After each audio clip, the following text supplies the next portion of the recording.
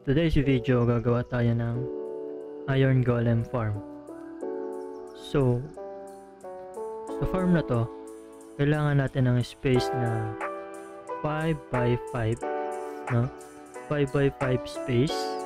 Ang mga kailangan nating materials is isang chest or dalawang chest, isang water bucket, isang lava bucket, building blocks, shovel, dalawang torch, beds. Actually 20 beds ang kailangan natin, then ladders para pang-akyat baba natin sa build natin, then 20 lecterns, tatlong oak sign or any sign, basta sign, then copper and villagers. Kailangan natin ng villagers kasi sila yung mag-spawn ng Iron Golem. 20 villagers din ang kailangan natin. So, mag-start tayo sa pag-dig nitong 5x5 natin ng tatlo. So, that's 1, 2, 3. So, ibigyan natin siya ng tatlo, yung lalim niya.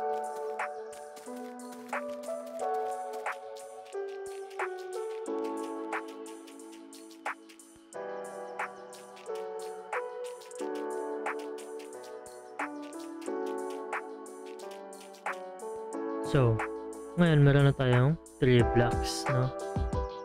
Ngayon, dito sa block na to, dito tatayo yung villagers natin. So, ipi-place natin dito si lecterns. Bukain nyo lang yan lahat. Then, dyan may lalagay yung lecterns mo.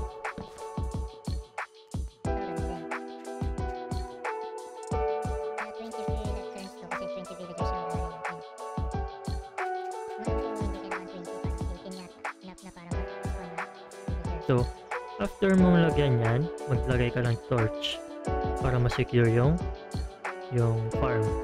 Ngayon, maghukay ka sa part na to. Kahit saang part, basta maghukay ka ng part. Magiging access mo lang para magawa mo yung bedding system. So, 3 blocks ulit. Okay? Yan, then lagyan mo natin ang akyatan mo. Then, dito sa 3 blocks na to, since nandito ka sa edge, maghuhukay ka dito ng ito 5 blocks diretso. 1, 2, 3, 4, 5. Then, sa 5 block na yan, maghukay ka ng ito, yung nasa taas. Itong part na to, hukayin mo to. 1, 2, 3, 4, 5. Actually, sobra tayo ng isa, no? Yan. Mula dito, dapat 5 blocks ka. 1, 2, 3, 4, 5. So, yun. Sobra tayo ng isa. Yan. Kabila din.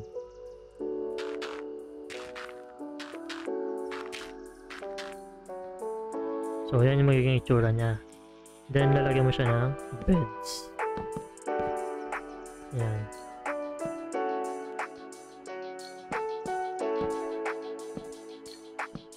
Yan. Magiging itsura niyan. Then, sa ilalim, ang gagawin mo dyan is, huhukayin mo din siya. Yan. Sa ilalim ng bed mo. Ingat lang kasi mataas yung chance na mabasag mo yung bed. Kaya, take your time sa pag-build. So, yan. Lalagyan mo ulit ng beds. Kainin natin sa taas para mailagay natin to sa ilalim. Kasi hindi mo malalagyan yung bed sa ibabaw ng bed. Na daw. Basta yun. Then, kumpletuhin mo lang yan. Ngayon, meron ka ng 20 beds. Okay, so i-block mo lang yan. Okay. Ngayon, pwede mo na siyang sirain. Yan. Kailangan mo na maglagay dito ng villager. So, okay lang naman na kahit dalawa lang. Kahit dalawang villager lang muna. Kasi ang gagawin mo is ibibreed sila. So, Maglagay ka dito ng villagers, 20 villagers. So 1, 2, 3. Nitwit, hindi pwedeng nitwit, kailangan nating patayin ng nitwit. Okay, may nalaglag ko. Kailangan, sorry, pero close your eyes guys. Ay, basag. Okay, 3, 4, 5, 6, 7. Wait lang. 7, 8, 9, 10, 11, 12, 13, 14, 15, 16, 17, 18, 19, 20. Oh, wala na tayong 20 villagers. Ayan o, may nag-spawn na o. So, hayaan mo lang muna natin yung nag-spawn na yan. Para hindi sila makaabala sa pag-build natin. So, ayan. Kailangan lang natin mag-build dito ng wall. Dito sa part na to. Mag-build tayo dyan ng wall. 3 blocks high. 1, 2, 3, 4, 5. 1, 2, 3, 4, 5. 1, 2, 3, 4, 5. 1, 2, 3, 4, 5. Then sa taas niya, maglagay ka na lang ng, I-recommend na maglagay ka ng dirt. Taas niya, i-recommend ko na dirt ang ilalagay. Okay. Then, itong part na to, lalagyan na natin to ngayon ng floor, yung head nila. Yan.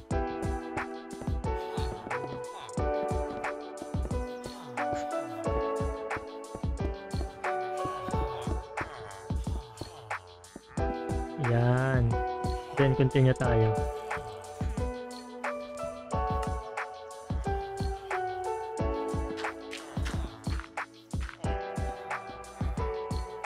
Ngayon, since okay na to, ang gagawin mo dyan is gagawin mo tong ano, yan, ganyan, parang ano bang tawag sa ano na yan, basta gagawin mo siyang ganyan, pathway, parang dirt path yata tawag dito, lahat yan. Ang reason yan, para hindi mag-spawn yung golem dito sa taas nito. Okay, sige, continue tayo. Dito sa part na to, halimbawa, yan, ito yung gusto mong gawing collection system. So dito maglalagay ka ng sign. Dito, mag-leave ka ng isang block dito. Then sa kabila, ganun din, mag-leave ka ng isang block, maglagay ka ng sign. Then sa baba, isang sign din. Diyan mo ngayon gagamitin yung lava bucket. Okay. Yan. Then dito sa kabilang side is yung water. Yan. Yan yung magiging killing system mo ng iron golem. Pagka dumikit sila dyan, mamamatay sila. Then ngayon, ito is gagawin mo na tong hopper. Itong part na to. Yan. Then yung hopper, yung block ng hopper, no, kailangan mong galagyan ng chest. So ayan siya, ito yung pwesto ng hopper mo. So gagawin mong chest yan. Okay, yan. So hindi mo siya ma-open since solid block ito. Yan, gagawin mo dyan, kumuha ka ng stair para hindi siya pangit tignan. Stair ang kunin mo. Yan. Then ang gagawin mo dyan is maglagay ka dito ng temporary block. Then, ito sa part na to, babasagin mo siya. Then, yan. That way, pag binasag mo to, mukha siyang cobblestone pero na-open mo yung chest. So, ganun din gagawin mo dito sa part na to, itong isang to. Kung gusto mo ng double chest. Pero ako kasi, satisfied na ako sa isa. Since pag napuno mo yun ng iron, sobrang dami na nyan. Then, ngayon, ang next step mo is mag-design dito sa part na to. Pwede mong lagyan to ng ng cobblestone. Itong corner. Bahala ka na kung anong gusto mo dyan.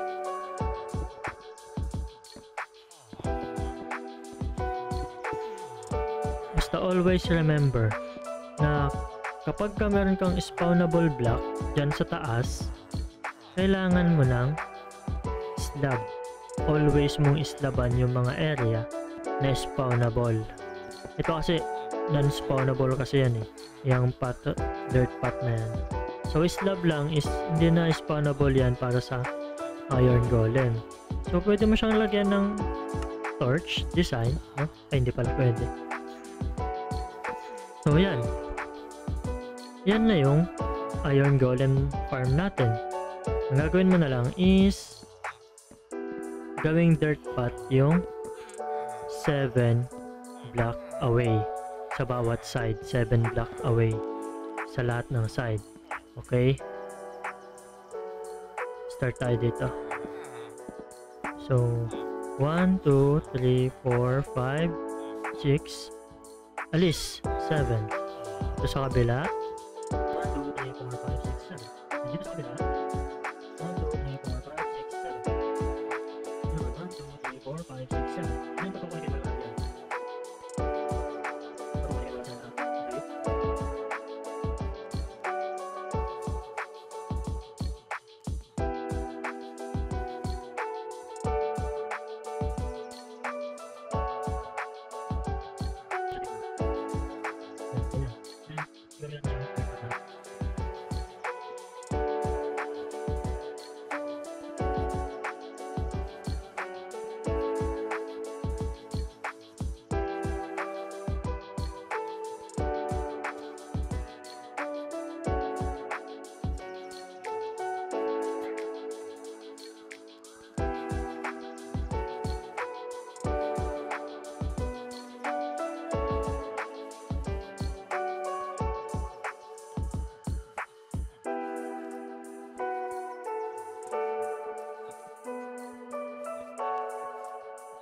So, ganyan magiging.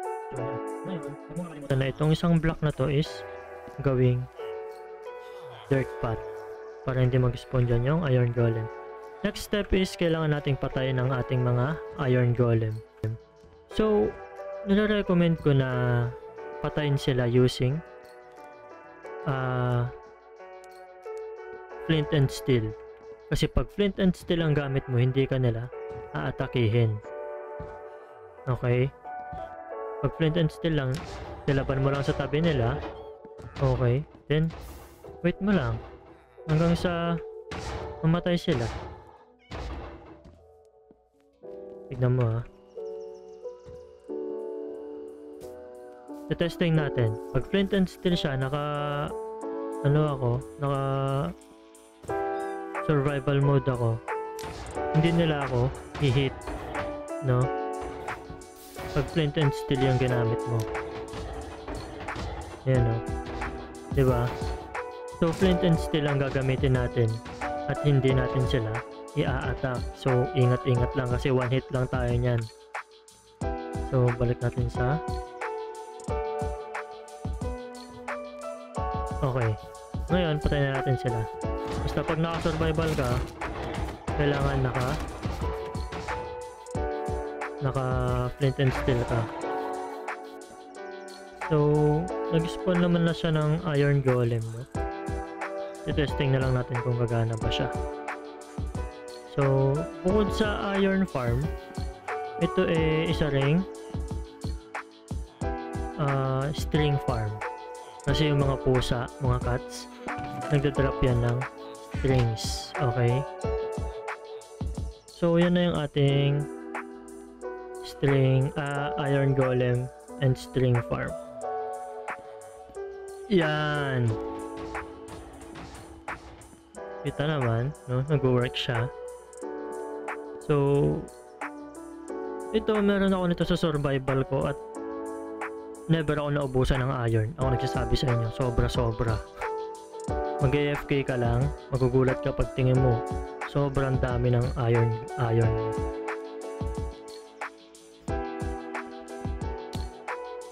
Basta pag mag-AFK ka, make sure na abot ng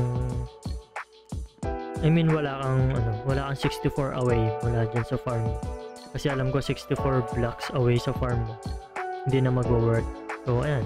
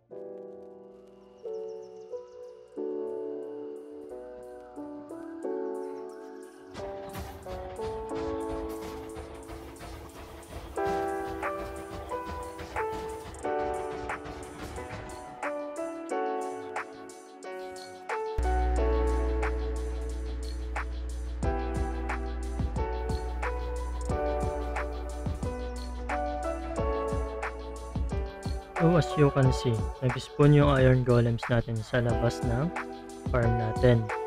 So to fix that, kailangan mo lang i-till yung kailangan mo lang gawing extend yung dirt path mo. Gawin mo, lagdagan mo ng tig-isa. So yan.